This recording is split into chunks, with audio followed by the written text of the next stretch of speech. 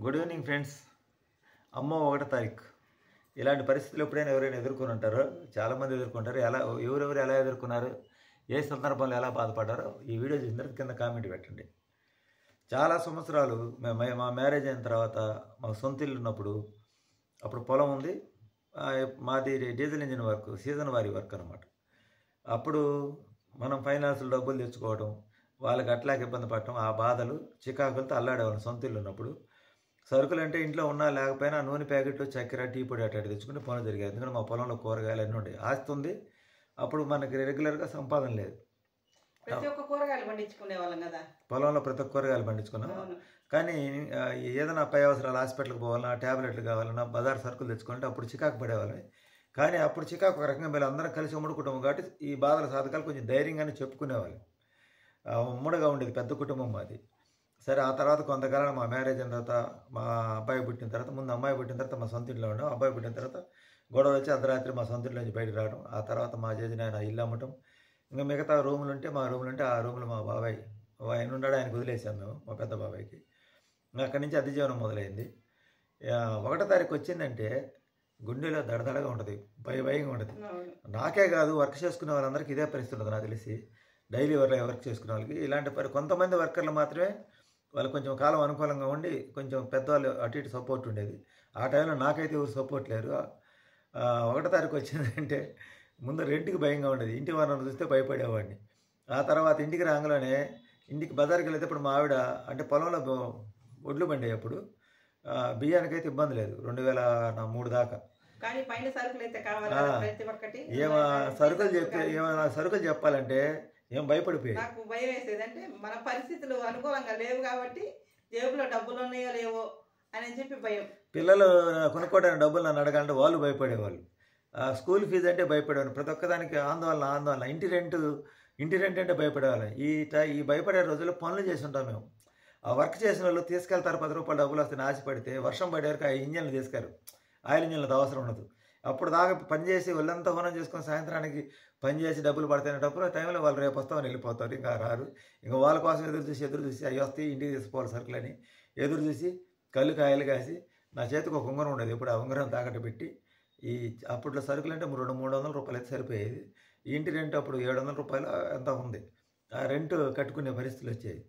ఇంకా ఉంగరం పెట్టిన తర్వాత మళ్ళీ మనకి పని ఎప్పుడు వస్తుందో తెలియదు. 1 రోజు 2 రోజులు పని వస్తారు. ఆ 2 రోజుల్లో ఆ పని వచ్చి ఇంటికి వచ్చి ఈ ఉంగరం బయటకు ఇడిపిద్దాం అనుకునే లోపల ఇంటికి వచ్చారు పిల్లలకి ఏదో కనారెక్కి పిచ్చి కోపం వచ్చేది. కోపం అంటే ఏంటంటే ఎత్తేసేవాళ్ళు. ఇంకా మన కోపాన్ని ఎవరి మీద ప్రదర్శిస్తాం? ఇంట్లో ఎలా మీద ప్రదర్శిస్తాం? అలాంటి పరిస్థితులు దాదాపు నేను ఎన్ని సంవత్సరాలు ఎదుర్కొన్నాను అంటే 2005 మార్చి వరకు ఎదుర్కొన్నాను. ఎప్పటి నుంచి? 1993 సంవత్సరం నుంచి. ఇంకా లాస్ట్కి మేము ఇలాంటి పరిస్థితులు ఎదుర్కోలేక ఈరోజు ఈ బాధలు వేదనలు పడలేక ఎన్ని సంవత్సరాలు? 14 సంవత్సరాలు అండి. 14 సంవత్సరాలు వీళ్ళ కఠిన పరిస్థితులు లేదు అసలు. ఏమైనా తినడానికి కూడా అన్నింటినీ బడ్జెట్. పండగ వస్తే చేతిలో రూపాయి ఉండేది కాదు.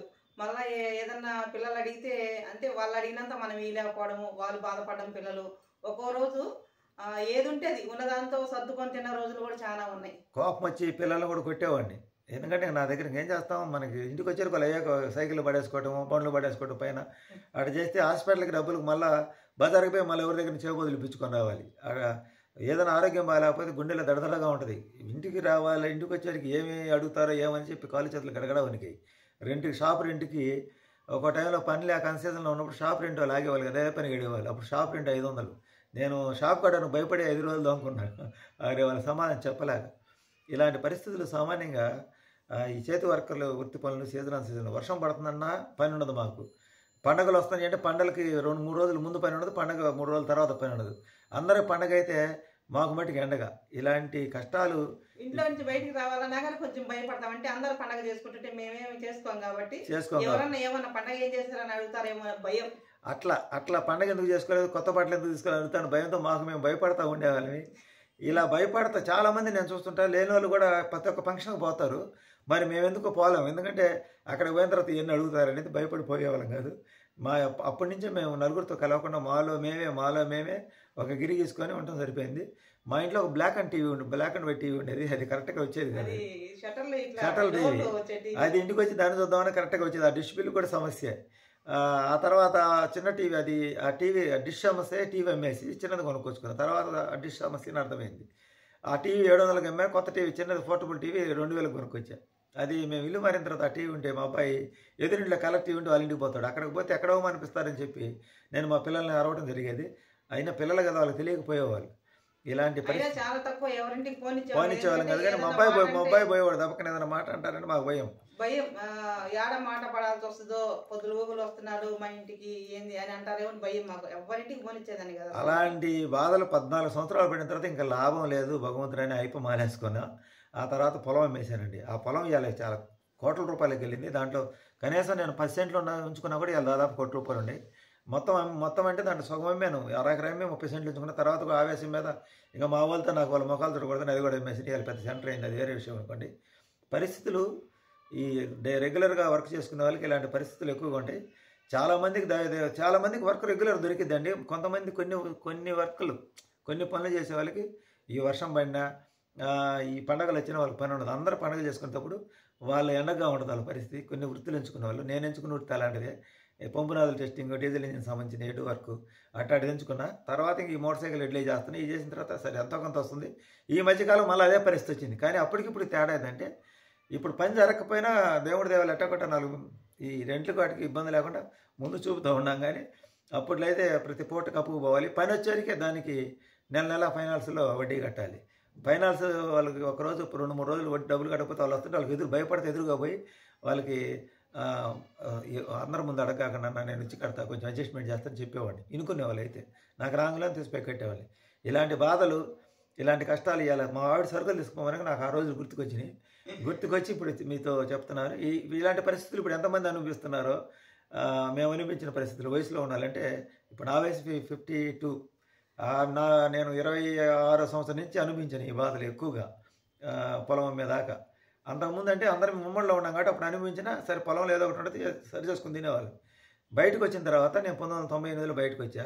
అక్కడి నుంచి మేము ఈ కష్టాలు బాగా ఇంకా ఎక్కువైనాయి అనమాట. అందుకే అప్పుడు రోజు గుర్తు పెట్టుకొని ఇప్పుడు దేవుడు ముందు చూపుతూ ఉన్నాం. కానీ మేము హంగామాగా ఇప్పుడు ఒకవేళ ఉన్నా కానీ చేసుకోం మేము. ఎందుకంటే మాకు వెనకటి రోజులు గుర్తు పెట్టుకుంటాం. అప్పుడు అంత బాధలు పడ్డాం కదా, ఇప్పుడు అలా మనం ఉండకూడదు అని చెప్పేసి. ఇంకొకరు అది లేని వాళ్ళు ఎంత బాధపడతారని మేము పండుగ రోజు మటుకు ఉల్లాసంగా ఉన్నాం. ఎందుకంటే ఇప్పటికి చాలా మంది ఉన్నారు అలాంటి వాళ్ళు ఎంతమంది ఉన్నారు. మాకే జరిగినాయి అలాంటి పరిస్థితులు. మీకు కూడా ఇలాంటి ఎవరికైనా జరుగుతుంటే మా వీడియోలో కామెంట్ పెట్టండి. కొంతమంది మామూలుగా లైవ్ లో కూడా అడుగుతుంటారు, ఏదైనా పండుగ వస్తే స్పెషల్ ఏంది, మ్యారేజ్ డే అయితే స్పెషల్ ఏంది అని అంటారు. మేము అసలు మ్యారేజ్ డేలు కానీ బర్త్డేలు కానీ పండగలు చేసుకోమండి. మామూలుగా సాధారణంగా కాకపోతే పండుగ రోజు దేవునికి దండం పెట్టుకుంటాం, కొబ్బరికాయ కొట్టుకుంటాం. అదండి నా బర్త్డే నేను మర్చిపోతా. అందరికి పండగ అయితే పండగ రోజు ఇప్పుడు కూడా మాకు బాగుండదు. అప్పటికి ఎందుకంటే ఆ రోజులు మాకు గుర్తుకొచ్చి అలా బాధపడతాం అనమాట. అలాంటి కఠిన పరిస్థితులు ఈ డైలీ వర్క్ చేసే వాళ్ళు ఎదుర్కొంటున్నారు ఇప్పుడు కూడా చాలామంది. ఇప్పుడు భగవంతుడి దేవాలు ఎన్ని ఎదుర్కొని సరే ఇంకా ఆస్తులన్నీ పోయినా రెంట్కుంటున్నా సరే. ఇప్పుడు ఎట్నో భగవంతుడి దేవాల అయ్యప్ప స్వామి దయ వల్ల ఈ రోజు ఏమంతా మనం గొప్పగా ఏమి లేము. కాకపోతే పిల్లలు ఏదో ఉద్యోగాలు చేస్తున్నారు. నాకు పని తక్కువైనా మొన్నటిదాకా అమ్మ సపోర్ట్ ఉంది. ఈ మధ్యకాలంలో 2 పొలం అయిన తర్వాత మా అమ్మ సపోర్ట్ కూడా అప్పటి నుంచే మొదలైంది. నాకు అంతకుముందు లేదు. అట్లా ఉండబట్టి మేము ఇప్పుడు కొంచెం అవన్నీ గతం గుర్తుపెట్టుకొని భవిష్యత్తును ఆలోచన చేసుకొని కాస్త ముందు చూపుతూ ఉన్నాం. కాబట్టి జాగ్రత్త పని ఉన్నప్పుడు జాగ్రత్త పడ్డాం కాబట్టి ఈ రోజు కొంచెం కుదార్థంగా. అందుకని నేనేం చెప్తానంటే మీకు పనులు బాగున్నప్పుడు LICలో RDలో అట్లాంటి కట్టుకోండి. అలా లాంగ్ అంటే 20 సంవత్సరాలు 21 సంవత్సరాలు మనం వయసులో ఉన్నప్పుడు కట్టుకుంటే మన వయసు పెరిగేటప్పటికి అవి 1 కాదు 2 3 సంవత్సరాలు 2 సంవత్సరాలు వచ్చేటట్టు కట్టుకోండి. మీ పని పెరిగే కొంది అవి పాలసీలు పెంచుకోవడం లేదా RDలు కట్టుకోవడం అవి చేసుకొని కాస్త డబ్బు జాగ్రత్త చేసుకొని లేనప్పుడు ఒకరి దగ్గర చేయదాపకుండా మనకే అక్కడికి వస్తాయి. ఇప్పుడు మా ఆవిడ సర్వే చెప్పారు. నాకు ఆ రోజు పాత రోజులు గుర్తుకొచ్చినాయి. మా వీడియోలు నచ్చితే లైక్ చేయండి, షేర్ చేయండి, సబ్స్క్రైబ్ సపోర్ట్ చేయండి. Thank you friends.